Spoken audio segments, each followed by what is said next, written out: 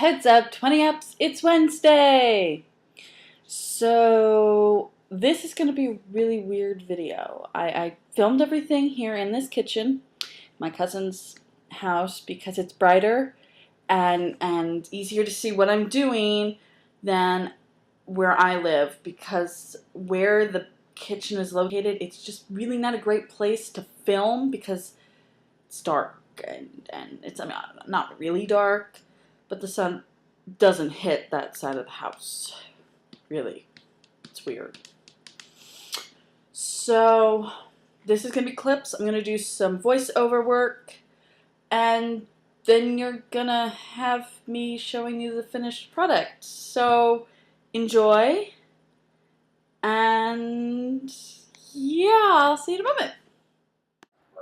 So as you saw in the very beginning, I hard-boiled some eggs. I hard-boiled 4 eggs, but as you'll see in the recipe in my pants, you really only need 2 to 4. It is all about preference, and yeah, the egg shells came off really nicely for me today because I guess I cook really awesome, and they did, yeah. So here's, I got flake style imitation crab, which is totally optional, and so I used the egg slicer to cut it the other way that it's already kind of cut, which just made it break up a lot easier. It really did help in putting it together by having it chopped up, and it didn't make my hands all sticky and everything from having messed with the crab for very long. The next thing I had to do was the eggs. I also diced the eggs. I could have sliced and diced by doing it in 2 directions, but I only did it in one. I don't really know why. I wasn't really thinking too much. I was mostly, oh, hey, I've already got this egg slicer in front of me. So now we have the child safety can opener, which I did not know about when I first opened it. And granted, I'm all for child safety, but you remember when we were kids, we didn't have child safety can openers. We had those really horrible little things that we had to be careful about getting cut with. And that really helped when it came to the tuna fish, particularly in this recipe, because to make any good tuna fish salad, you really want to drain it really, really well. I eventually, and one hears me figuring out this is a child safety. Oh, God. And still trying to drain it. I eventually just put it in the strainer and broke it up some more, which I already would have had to do. And then, yeah, you've got your tuna fish drained as dry as possible and broken up, which is great. That's pretty much what you want. Also, always good to be clean, wash your stuff. Wash, wash, wash. So yeah, everything in this is totally optional.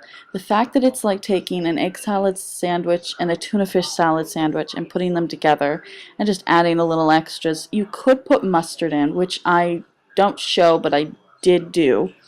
And you could put relish in. It really all is to taste. The one thing I find really, really good, the fact that I'm using a whisk is not recommended. I really do suggest you getting one of those masher kind of things. My cousin didn't have, so I had to use this whisk. But mixing everything dry before the mayonnaise is also really good. And also, I suggest if you don't know how you'll like it, to make a sample of these things before making this much. That way you know how you like it, what you like in it, and can make it to taste. It really is more trial and error in the beginning than anything. But if you stick with it, it really is worth it. It is so good. And again, imitation crab is totally optional. I just hadn't had it with it in a while. Which is why I made it with it. So, and mixing it really well, also important. That was interesting, huh? It's a whole brand new thing for me. Videos I did where I made food was really just sped up really fast because it took me like an hour. And I didn't want to make this a really short video, but I didn't want to make this a really long video either. So I've got these store brand wheat thin substitutes because I like this stuff with wheat thins. It's great on French bread, sourdough bread if you like that. If you toast the bread, it's good in sandwiches. What I have here is about enough for 4 sandwiches if you do it right. 2 sandwiches otherwise, 3, sort of. It depends on what you like in your sandwich. But this is the finished product. Crackers don't want to stand up. And so, yeah. Just gonna take a little. Mmm. Mmm. Heaven. Mmm. Nom nom nom.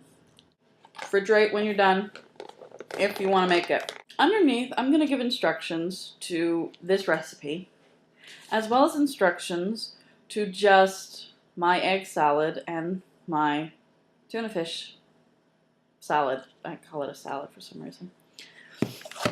Because if you don't like it, you don't like it.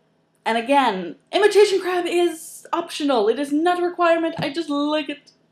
And I will see Lucy tomorrow. I will see everyone else in the coming week. And I hope James and Jins, I hope you two are feeling better. And DFTBA.